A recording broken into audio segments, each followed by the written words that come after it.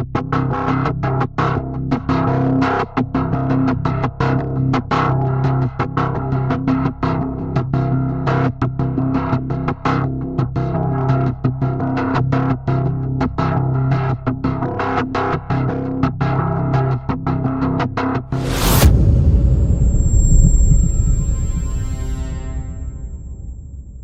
ngobrol-ngobrol apa nih? Alhamdulillah baik.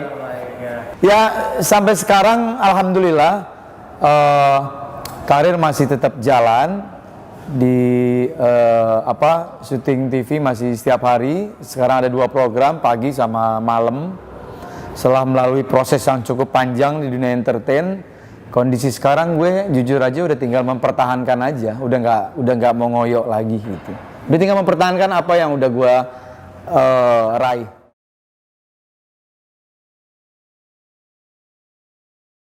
Kalau dibilang level tertinggi, gue dari dulu tipe orang yang tidak mau pernah berada di puncak banget. Bahaya menurut gue. Semakin kita udah berada di puncak, kecenderungan untuk turun itu cepat. Ya santai-santai aja lah. Yang paling penting TV masih memberikan kepercayaan. Begitu juga teman-teman yang lain. Udah itu aja.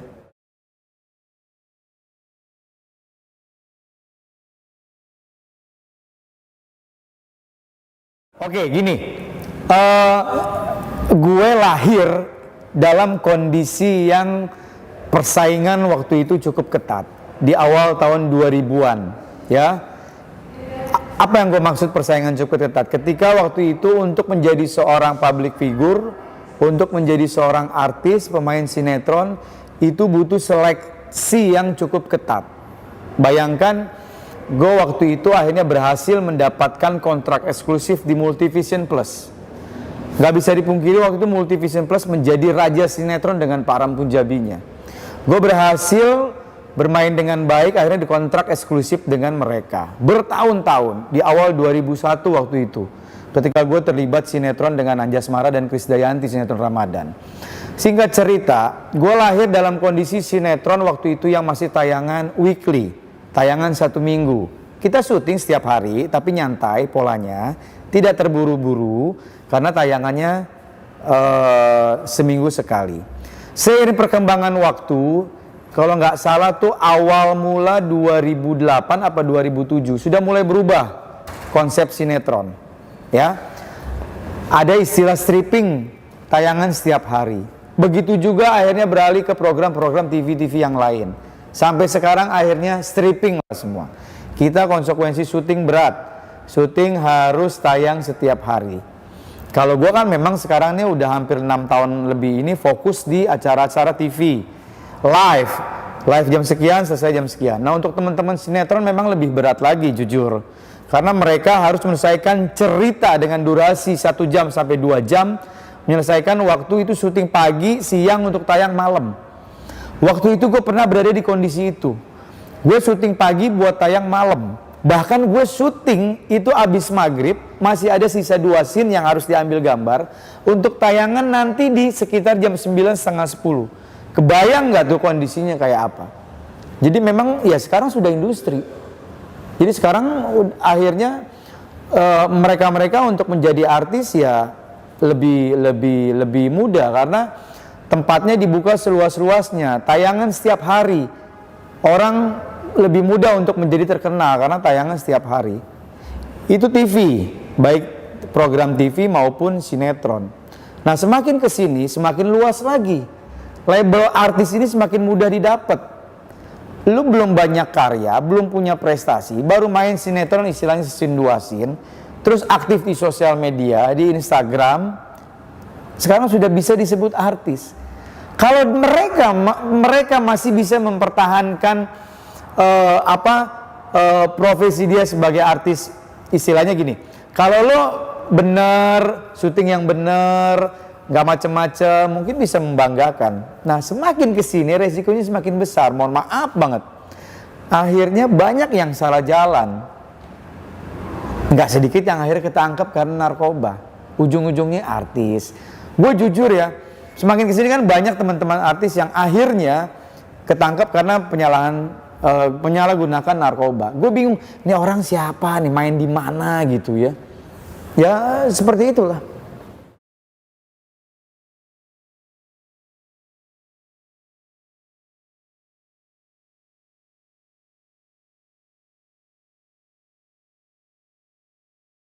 Nah jujur nggak sedikit nih teman-teman yang memang mereka akhirnya terciduk atau tertangkap oleh aparat kepolisian karena penyalahgunaan narkoba.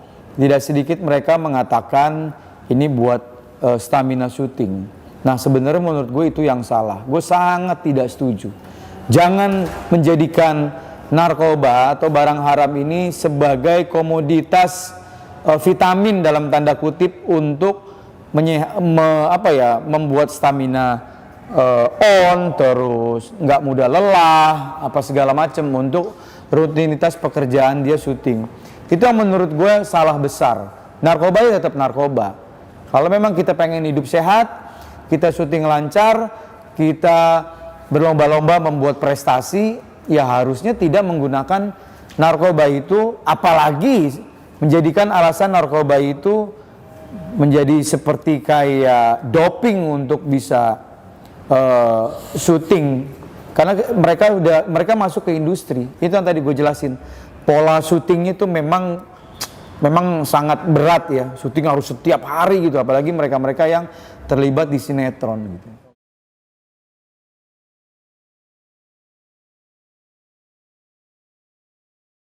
Gue pernah ngejalanin semuanya yang tadi gue cerita. Gue besar pada masa waktu itu sinetron tayangan weekly seminggu sekali. Terus gue masuk ke pola stripping. Gue tayang syuting stripping. Jam 9 harus di lokasi syuting lagi, break jam 2, jam 3, besoknya begitu lagi karena memang kita kejar tayang. Gue ngejalanin itu semua fine-fine aja. Nggak ada masalah. Nggak harus menggunakan narkoba. Jadi kalau misalnya kan banyak cara yang lain untuk meningkatkan daya tahan tubuh kita, stamina kita. Itu kan banyak cara. Jadi nggak bisa dengan mudah akhirnya lo potong jalan menganggap narkoba itu sebagai salah satu alternatif untuk menjadikan fisik lo kuat, stamina lo oke, lo mau syuting berapa lama juga oke, tidak mudah ngantuk, tidak mudah lelah. Itu salah. Narkoba ya narkoba. Vitamin yang menyehatkan ya vitamin. Itu harus dibedakan. Ini yang salah, yang sebenarnya yang gue nggak setuju gitu. Kalau lo berani ngambil resiko untuk menjadi public figure, entah itu main sinetron, film, acara-acara TV yang live, lo harus fair.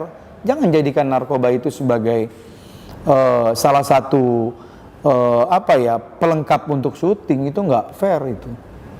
Karena akan merugikan buat dirinya. Lo kebayang nggak? Itu badan ibaratnya mesin digeber terus nggak hilang rasa lelah lo, ya kan? Ini itu hilang kan rasa lelah kan? Lo mau syuting dari pagi sampai pagi tetap melotot gitu. Tapi ujung-ujungnya kan bego.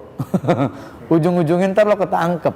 Tak kalau udah ketangkep minta maaf, kapok, nggak janji nggak ngulangin lagi. Menyarankan buat teman-teman yang lain nggak usah menggunakan narkoba. Ya udah mendingan dari awal nggak usah gunain narkoba. Tetap narkoba. Jangan jadikan narkoba menjadi gaya hidup. Sekali lagi gue bilang, jangan jadikan narkoba menjadi gaya hidup. Narkoba ya narkoba. Udah, lo bikin prestasi aja. Lo mau jadi pemain sinetron, silahkan. Lo mau menjadi pemain film, silahkan, gak ada yang ngelarang. Lo mau jadi pembawa acara, reality show, talent show, dan lain-lain di TV, tayang setiap hari, silahkan, gak ada yang ngelarang. Justru pemerintah nih bangga akan potensi-potensi anak-anak muda seperti ini. Dia aktif. Karena apa? Dengan dia mendapatkan honor, berarti dia menjadi orang taat pajak. Dia akan bayar pajak. Jangan salah loh, artis itu pajaknya cukup gede. Penerimaan kas negara kan alhamdulillah akan cukup signifikan. Paling enggak kita sebagai pribadi ada kontribusi untuk negara. Tapi lo jangan ganggu dengan menggunakan narkoba, nggak fair.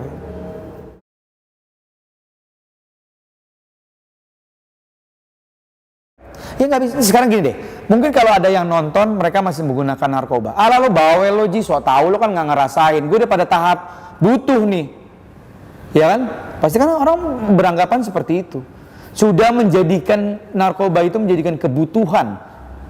Ya kita nggak munafik juga lah ya, kita nggak membuka mata juga, bukan hanya public figure, semua elemen masyarakat, semua profesi sudah akhirnya terlibat penyalahgunaan narkoba. Bukan institusinya yang salah, tapi balik lagi ke mereka pribadi, balik lagi ke pribadi masing-masing, baik artis, pejabat negara, anggota dewan baik DPRD maupun DPR pusat, ya.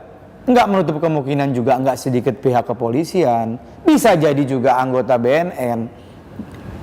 Nggak, ini memang udah membahayakan sekali. Karena gue public figure, gue berhak berbicara seperti ini. Apalagi, alhamdulillah gue udah makan asam garam di dunia entertain, udah hampir 20 tahun lebih.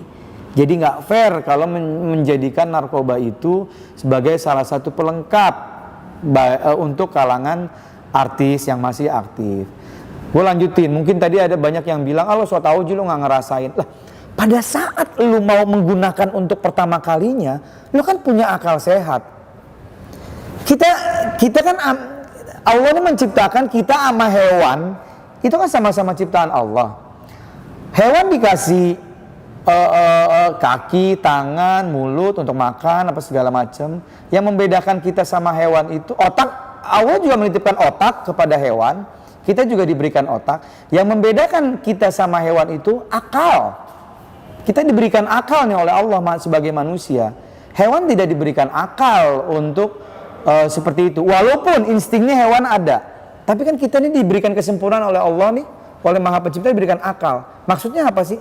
Ketika lo ingin menggunakan untuk pertama kalinya, akal lo harus bermain. Apalagi gue sangat sedih ketika teman-teman yang akhirnya ketangkap narkoba, notabene dia kepala rumah tangga. Dia kepala rumah tangga, dia punya anak, image-nya keluarga baik-baik, keluarga harmonis. Enggak sedikit juga mereka yang ketangkap sebagai ibu, lo punya anak, lo punya suami. Ketika lo mau menggunakan pertama kali, kan lo tahu lo bukan orang bodoh. Narkoba itu kan memang, ya sekarang akhirnya mereka berbilang, lo kebanyakan ngomong aja lo sok tahu. Gue udah butuh nih. Akhirnya narkoba kan emang penyakitnya begitu. Lo pakai sekali, 2 kali, 3 kali, udah jadi habit. Susah deh ntar akhirnya ngilanginnya. Nah makanya gue mau bilang nih, untuk pertama kalinya lo mau pakai, lo harus mikir. Kesian bini gue, kesian anak gue, aduh karir gue gimana? Gitu kan. Taruhlah nggak ketangkap, istilahnya selamat terus. Tapi paling kan orang sekitar tahu lo menggunakan narkoba. Bagaimana dong? Makanya tadi gue bilang, yang membedakan kita sama hewan, Allah menitipkan akal sama kita. Gunakan akal itu. Terkesan naif, terkesan sombong apa mulut gue, tapi gue faktanya punya berpikiran seperti itu. Ayo dong, kita harus fair. Ini udah membahayakan. Narkoba itu sudah pada tahap membahayakan. BNN bekerja keras. Sekali lagi BNN, pihak kepolisian bekerja keras supaya anak-anak bangsa ini nggak terjerumus sama narkoba. Polisi dan BNN mempunyai tugas porsi masing-masing. BNN mempunyai tugas yang cukup berat untuk gimana caranya bandar-bandarnya ketangkap. Gimana caranya, ini kan sumbernya kan dari bandar. Ini ada yang jualan, kalau nggak ada yang jualan lo mau beli di mana? Lo mau makan mie instan, nggak ada yang jualan lo mau beli di mana? Nggak ada nasi lagi, nggak ada mie instan. Nah ini kan BNN mempunyai tugas berat, gimana caranya bandar-bandar tertangkap. Gimana cara bandar-bandar jangan sampai memasarkan produk-produk narkobanya. Pihak kepolisian ya konsekuensi, ya tugasnya kalau ada yang ketangkap, kalau ada barang bukti, cek urin positif, ya mau nggak mau lo kena sanksi hukum gitu. Jadi balik lagi gue ke akal. Ketika lo mau menggunakan untuk pertama kalinya, manfaatkan akal lo yang Tuhan berikan untuk lo. Apa nih dampaknya? Kan nggak mungkin kita sebagai manusia menganggap, nggak tahu ternyata narkoba nggak boleh ya. Gue nggak tahu ternyata narkoba efeknya kayak gini ya. Kan nggak ada. Lo tanya anak umur 5 tahun sekarang juga udah tahu bahaya narkoba kayak apa. Sosialisasi udah di mana-mana. Jadi kita harus fair lah, nggak usah munafik lah. Kita udah sama-sama tahu, narkoba itu memang membahayakan.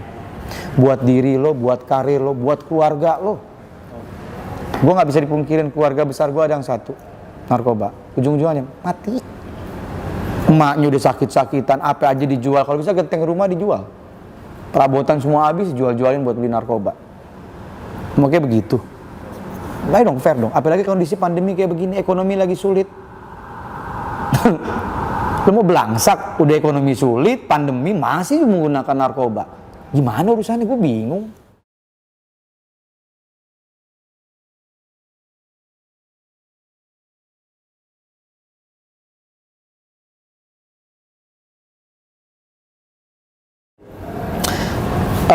Gue berbicara lagi di kalangan public figure. Nggak sedikit teman-teman yang memang sudah tertangkap. Baik dia baru mencoba-coba, baik juga memang dia sudah menjadi habit, sudah menjadi kebutuhan, apapun lah alasannya. Tapi gue sekali lagi gue bilang di sini, gue sama sekali tidak pernah setuju. Dan jangan sampai ada teman-teman, nauzubillah min dzalik ya, ke depannya kalau anak ketangkep lagi, bilang ya buat kebutuhan syuting, buat stamina, itu gue sangat tidak setuju. Itu membodohi banget gitu ya. Nah, akhirnya ketika dia menggunakan itu ya, akhirnya banyak konsekuensi yang dihadepin gitu. Setahu gue gini, jangan nunggu ditangkap dulu deh, gitu ya. Kalau nggak salah, itu gue pernah diskusi beberapa waktu yang lalu, sudah cukup lama. Kayaknya ada kebijakan BNN yang memberikan kesempatan kepada mereka-mereka yang menyalahgunakan narkoba, pengguna narkoba, bukan hanya public figure aja ya, tapi kan memang konsekuensi public figure menjadi sorotan ya, untuk datang ke BNN secara baik-baik ya. Contoh, misalnya gue narkoba, gue udah pada tahap akut lah istilahnya ya, apapun profesi gue ya, gue datang baik-baik ke BNN ya, ketemu misalnya sama si Fulan, Pak tolong saya pengguna narkoba, saya datang ke BNN, ini lembaga yang tepat untuk saya ajak diskusi, tolong bantu saya ingin sembuh. Ketika orang datang seperti itu, apakah akan kena proses hukum? Enggak, justru dirangkul sama BNN, dirangkul. Istilahnya ini kalau bahasanya, bahasa mudahnya, dielus-elus kepalanya, alhamdulillah datang ke sini ke tempat yang tepat, ayo lo mau apa? Semua identitasnya dirahasiakan. Dan wacana ini sebenarnya sudah ada untuk kalangan public figure. Balik lagi, ayo dong. Kalau memang lo mau sembuh, lo pengen, memang dahsyat ya, tekanan untuk menggunakan narkoba kan, baik dari lingkungan, wah bandar tuh masif mengerahkan semua kekuatannya untuk lo tetap menggunakan narkoba, karena ujung-ujungnya kan dia dapat duit kan. Nah lo harus lawan. Jadi gini deh, kalau tadi gue di poin pertama mengatakan ketika lu baru menggunakan pertama, ayo gunakan akal. Lu bukan orang bodoh yang lu tidak tahu narkoba itu bahaya. Tapi ketika akhirnya lu sudah menggunakan narkoba dan akhirnya sebenarnya berkecamuk dalam diri lo, gue pengen nih, tapi gue sulit nih. Gue kepengen ninggalin, tapi gue udah sulit gitu ya. Gue udah menjadi habit, udah menjadi kebiasaan nih, udah ketergantungan. Datang baik-baik ke BNN. Ini gue bicara kalangan public figure ya, karena memang profesi gue. Datang. Identitas dirahasiakan, lo masih bisa beraktivitas. Nanti kan direhab, diobatin, ini kan sakit nih, dia lagi sakit nih, diobatin, gimana caranya. Kalau lo punya uang, keluarganya alhamdulillah mapan, terus lo punya sikap, gue memang benar-benar sembuh, datang BNN, istilahnya nih, gue bayar deh, yang penting gue sembuh, apalagi ini gratis, pakai lagi akal sehat. Semua udah dong, Allah tuh ngasih akal kita untuk digunakan. Siapa yang nggak tahu narkoba itu membahayakan? Udah nggak ada. Anak umur 5 tahun sekarang udah tahu narkoba itu bahaya. Jerak gitu. Gimana caranya ada efek jerak? Takut gitu. Wah takut gitu. Padahal kan itu sebenarnya harusnya tanpa ada efek jerak, kita harusnya udah sadar diri, udah paham ini memang bahaya gitu. Jadi semua BNN sudah mensosialisasikan masif dari pusat maupun ke daerah. Ya balik lagi sekarang tergantung diri kita. Poinnya yang tadi ya, Allah memberikan akal buat kita. Ketika lo baru menggunakan pertama, ini nggak bener nih, entar gue jadi belangsak hidup gue, mak bapak gue, aduh. Yang miris lagi udah mak bapak lo susah, nyari duit susah, tuh lo anak narkoba, bingung gue. Sebenarnya bukan karena faktor diri dia, memang lingkungan. Lingkungan itu cukup mempengaruhi. Lingkungan itu racun juga tuh, tapi tetap harus dari diri kita. Kalau diri kita menganggap lingkungan itu nggak benar, kita cabut. Kita cari lingkungan yang baik. Itu aja. Oke, teman-teman. Makasih, saya udah kasih kesempatan untuk ngobrol-ngobrol, bagi pengalaman. Kenapa sih gue bisa berbicara seperti ini? Alhamdulillah, gue tidak ada track record mengenai narkoba. Jadi gue bebas menyampaikan apa aja. Buat teman-teman yang lain, yuk bismillah. Kalau yang masih menggunakan narkoba, ayo. Semua tergantung diri kalian. Kesian orang tua, kesian suami, kesian istri, kesian anak, kesian semuanya. Kalau mau datang ke BNN, secara baik-baik, gratis. Minta di edukasi dan minta untuk direhab. Terima kasih. Wassalamualaikum warahmatullahi wabarakatuh. Udah azan, waktunya sholat. Curhat sama Allah biar dijauhi dari segala macam bahaya narkoba.